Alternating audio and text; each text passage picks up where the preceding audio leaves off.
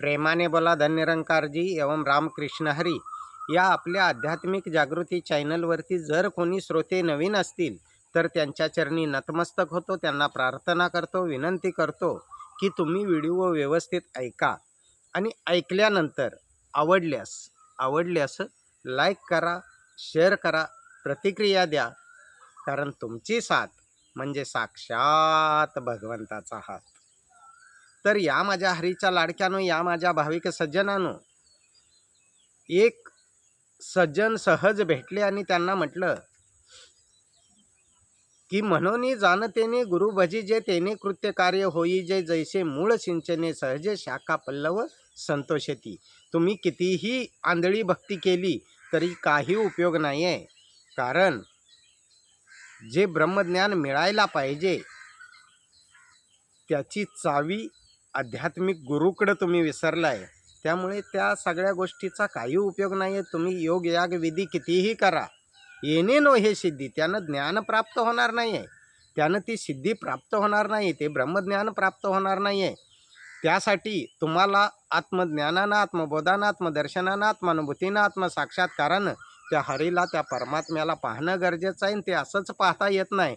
त्यासाठी ती जी ब्रह्मज्ञानाची गुरुकिल्ली आहे ती आध्यात्मिक समयाच्या सद्गुरूकडे असते आणि ती जोपर्यंत तुम्हाला प्राप्त होत नाही आहे तोपर्यंत काहीच उपयोग नाही आहे.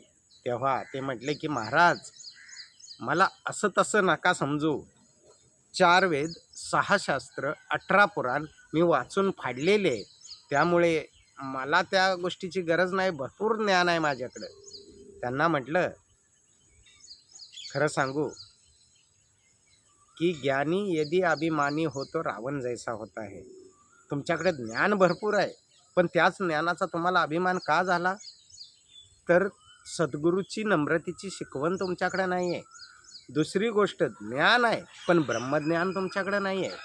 त्यामुळे तुम्ही स्वतःला खूप ज्ञानी समजताय. पोती पडपड जग मोहा पंडित भयानक होय, 10 अक्षर प्रेम के पडे सो पंडित होय. तुमच्याकडे ते प्रेम आहे जे जगाला द्यायला लागतं किंवा संतांकडं असलं पाहिजे, ते तुमच्याकडं नाही आहे. तुम्ही 4 वेद, 6 शास्त्र, 18 पुराण हे वाचून फाडले तरी उपयोग नाही आहे. कारण ब्रह्मज्ञानाची गुरुकिल्ली ही आध्यात्मिक समयाच्या सद्गुरूकडं तशीच आहे, तुम्ही ती घेतली नाही आहे. तेव्हा ते म्हटले की महाराज, मला अजून उलगडा करून सांगा. त्यांना म्हटलं, बघा तुम्हाला एक उदाहरणच देतो. 4 वेद, 6 शास्त्र, 18 पुराण किती झाले? ते म्हटले 4, 6 आणि 18, 28. त्याचा हिशोब होतो 28. त्यांना म्हटलं तुम्हाला उदाहरणच देतो की चावी नसली की काय प्रॉब्लेम होतो. 28 माळेची एक बिल्डिंग असते आणि त्या 28व्या माळ्यावर 4 भावंड राहतात आणि ते रात्री 9 ते 12च्या शोला पिक्चरला जातात आणि पिक्चर बघून घरी येईपर्यंत त्यांना 1-1:30 वाजतो. आणि 1:30 वाजल्याच्या नंतर जेव्हा ते लिफ्ट जवळ जातात तर तो सोसायटीचा सिक्युरिटी म्हणतो की सोसायटीच्या नियमानुसार 12 वाजता लिफ्ट बंद झालेली आहे, तुम्ही असं करा की पायऱ्या चढत चढत वरती जा. लिफ्ट आता उघडायला अधिकार नाही आहे मला, मी उघडू शकत नाही, कारण मी चावी ऑफिसमध्ये जमा केली. आत्ता ती लिफ्ट उघडणार नाही. आत्ता पहाटे सकाळी 4 वाजताच ती लिफ्ट उघडेल. तेव्हा ते भावंड 4 होते, ते म्हटले, अरे बापरे, 28 माळे चढायचे, पण विलाज पण नाही आहे, चढलंच पाहिजे. मग आपण टाइमपास म्हणून असं करूया, प्रत्येकाने 9-9 माळ्यापर्यंत गोष्ट सांगायची. आता जो मोठा आहे तिथून सुरुवात केली, तो गोष्ट सांगायला लागला. त्याचा 7वा-8वा माळा येत नाही तोपर्यंत सगळ्यात लहान आहे, छोटू आहे, तो छोटू म्हणतो, दादा माझी एक गोष्ट ऐकाल का? तेव्हा ते 3 जण त्या छोटूवरती 4 नंबरच्या भावंडावरती ओरडले, तू गप्प बस रे, तुझा लास्ट नंबर आहे.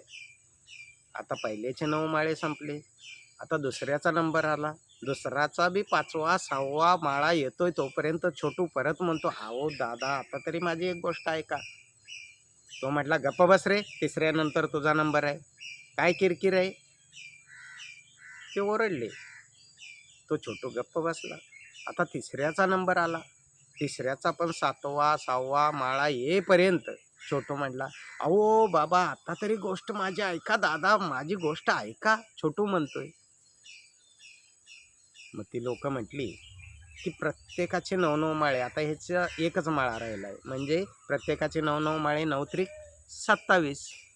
बिल्डिंग किती माळ्याची? 28. आता हे सगळे दरवाजाजवळ आले. आता तिघं भावंड त्या छोटूला म्हणतायत की आता तुला छोटू काय सांगायचं आहे ते सांग बाबा, एक गोष्ट ऐका, एक गोष्ट ऐका, पहिल्या माळ्यापासून तू लावलंयस. तो छोटू म्हणतो, मूर्ख माणसानो, पहिल्या माळ्यावरच माझी गोष्ट ऐकायला पाहिजे होती, कारण तुम्ही 28 माळे चढून आला, मेहनत घेतली, सगळं काय केलं, परंतु आत्ता जो दरवाजा 28व्या माळ्याचा खोलायचा आहे ना, त्या टाळेची चावी जी आहे ना, खाली आपल्या गाडीत विसरलेली आहे. त्यामुळे हे 28 माळे चढून सुद्धा काही उपयोग नाही आहे, कारण चावी गाडीत विसरलेली आहे. तद्वतच त्या सज्जनांना म्हटलं, 4 वेद 6 शास्त्र 18 पुराण 28 तुम्ही वाचून जरी फाडले असले तरी काय उपयोग नाही आहे, मेहनत व्यर्थ आहे. कारण जो 10वा दरवाजा निराकाराचा खोलायचा आहे त्याची चावी तुम्ही आध्यात्मिक समयाच्या सद्गुरूकडे विसरला आहे.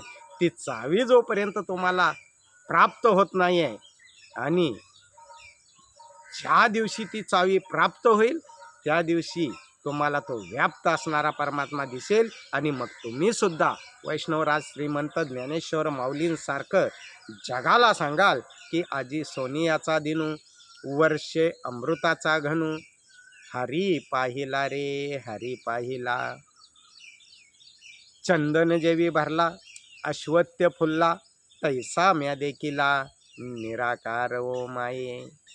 सांगणार तुम्ही जगाला ओरडून की याची देही याची डोळा, पाहिला मी मुक्तीचा सोळा. जर जगतवंद्य जगद्गुरु जगतमान्य देहनिवासी संत शिरोमणी तुकोबारायांसारखं तुम्हाला जर अनुभवायचं असेल की जेथे जातो तेथे तू माझ्या संगती, चालविशी हाती धरोनिया, त्यासाठी तुमच्याकडं कितीही ज्ञान असलं तरी ब्रह्मज्ञान नसलं तर ते सगळं व्यर्थच आहे. माऊली म्हणतात ना, योग याग विधी येणे नो हे सिद्धी, वायाची उपाधी दंभधर्म. योग याग विधी येणे नो हे सिद्धी, वायाची उपाधी दंभधर्म, भावे विन देव न कळे निसंदेह, गुरु विन अनुभव कैसा कळे. म्हणून ज्यांच्या जीवनात गुरु नाही त्यांची भक्ती सुरू नाही. म्हणून एकच उपाय, तद्विधी प्रणिपातेन परिप्रश्नन सेवया उपदेशंती ते ज्ञानम ज्ञानीन तत्वदर्शना. जसं भगवान शंकरांनी पार्वतीला समजावलं की ब्रह्मानंदम परम सुखदम केवलम ज्ञानमूर्ती, द्वंद्वातीतम गगन सदृशम तत्वमस्यादि लक्ष्यम, एकम नित्यम विमलमचलम सर्वादि साक्षीभूतम, भावातीतम त्रिगुणरहितम सद्गुरु तम नमामि. हे पार्वती, तुला जर मी कोणत्या देवाची प्रार्थना करतोय हे जर पाहिजे असेल तर शंकरांनी सांगितलं की ब्रह्मानंदम परमसुखदम, ते परमसुख जर हवा असेल, केवलम ज्ञानमूर्ती, कुणाला म्हटलंय? समयाच्या वर्तमान सद्गुरूला तुला पार्वती शरण जावं लागेल, केवलम ज्ञानमूर्ती. मग तुला समजेल द्वंद्वातीतम गगन सदृश्यम, गगनापेक्षाही विशाल असा परमात्मा आहे. द्वंद्वातीतम गगन सदृश्यम तत्वमस्यादि लक्ष्यम. मग तुझं लक्ष त्या तत्वाकडे जाईल आणि खऱ्या अर्थानं तुला तो परमात्मा प्राप्त होईल. एकम नित्यम विमलम अचलम, तुझं जे चलबिचल होणारं मन आहे ते एका परमात्म्याशी जुडलं जाईल. एकम नित्यम, नित्य असणाऱ्या परमात्म्याशी तुझं मन जुडलं जाईल. एकम नित्यम, एक नित्य कायम असणारा, स्थिर असणारा, जो अभेद आहे, अचद आहे, अविनाशी आहे, रंगरूपाहून न्यारा आहे, अशा परमात्म्याशी तुझं मन जुडलं जाईल.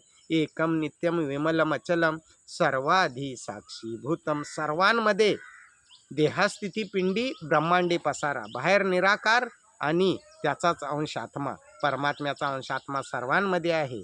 म्हणून म्हटलंय की एकम नित्यम विमलमचलम सर्वाधी साक्षीभूतम भावातीतम त्रिगुणरहितम सद्गुरु उत्तम नमामि. त्रिगुणात्मक विश्वामध्ये जो नांदतोय परमात्मा, त्याला जर जाणायचं असेल, सद्गुरु उत्तम नमामि. हे पार्वती, तुला त्या आध्यात्मिक गुरुला शरण गेलं पाहिजे.